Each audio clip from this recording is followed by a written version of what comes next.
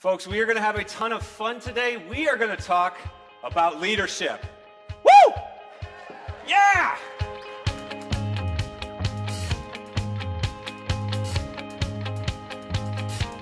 Maybe you're one of those people that thinks that you're a natural-born leader. Nobody is a natural-born leader. And you know how you know that? It's because I have twin daughters at home. And let me tell you, when they were born, not many leadership qualities. Those first couple of years, they were kind of useless. I just wouldn't have trusted them to run a business, is all I'm saying. Hi, I'm Matt Havens, and thanks for taking a look at You're Not an Acronym, which is a hilarious but practical approach to leadership. The whole idea of You're Not an Acronym is to simplify the conversation that we're having around leadership. Because let's face it, we've gotten to the point where the idea of leadership has become so overanalyzed that we're requiring leaders to take assessments and personality tests so that they can figure out how to unlock their potential. Frankly, I think we've gotten to the point where we are just confusing people. No, seriously, take a look. But what's interesting is when you look at leadership today, you can put everything that you've heard so far into three categories or groups of leadership assessments. And the first category is what I like to call acronym-based leadership models. The most common of these is the Myers-Briggs. Just by show of hands, has anybody taken the Myers-Briggs before? Awesome, many of you. So some of these things will sound familiar. For example, you might take a test and it's going to tell you that you're an ENTJ, which stands for extroverted, intuitive, which doesn't even start with an N, thinking and judging.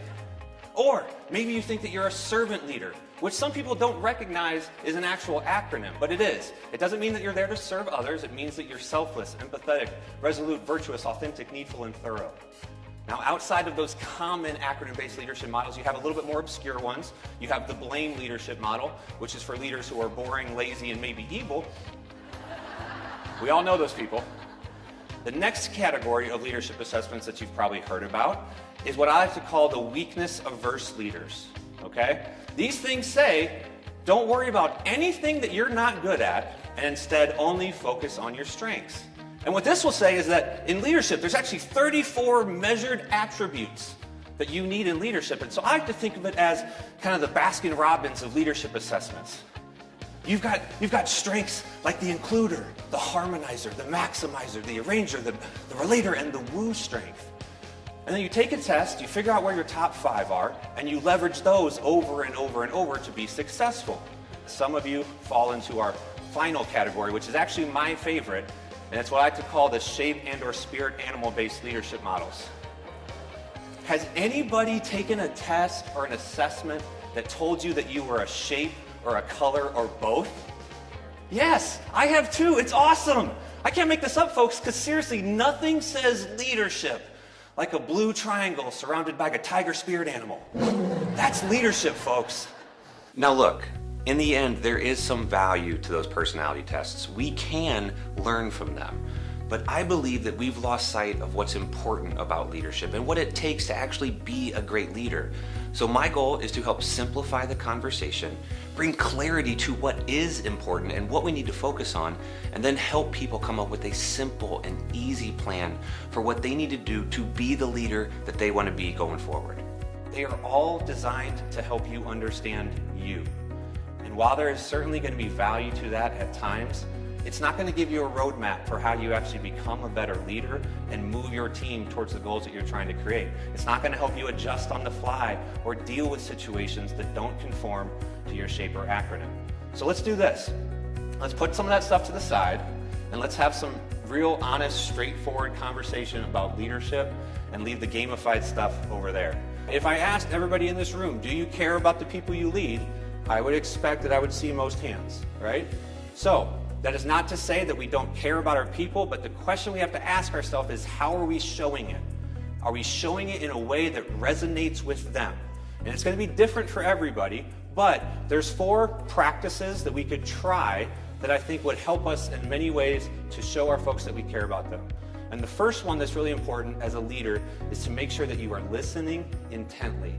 As a leader, an interesting thing happens when we get into leadership. All of a sudden, people want to hear from us. And there is certainly a point and a time for that.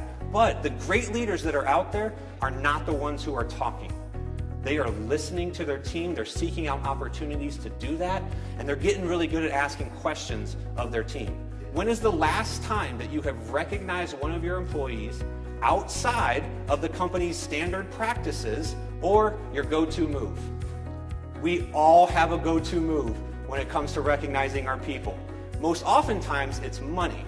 That was my go-to move, and what I've recognized, like most people, is that those monetary rewards are temporary and short-term.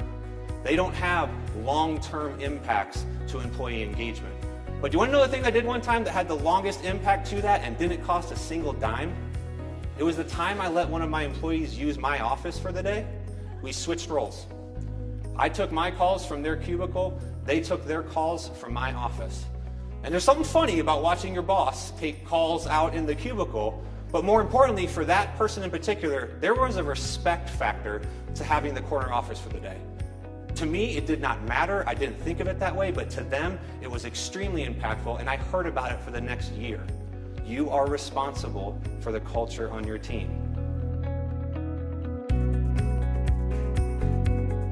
I believe leadership is about the people we lead, and You're Not an Acronym is going to give some practical, real-life examples of how we can focus our leadership more externally on the people that we lead. Oh, and by the way, I promise you it is going to be the most engaging and entertaining leadership keynote that you've ever heard. So thanks for watching, and I look forward to seeing you soon. All right, you ready? On the count of 3, take that piece of paper and throw it in the air. 1, 2, 3. Woo! Yes! Good job, people. Hopefully nobody broke their phone. Some days it's going to be hard, but there's a difference between something being hard and something being complex. And that's what we make leadership sometimes. We make it too complex. It's going to be hard, but it doesn't have to be as complex.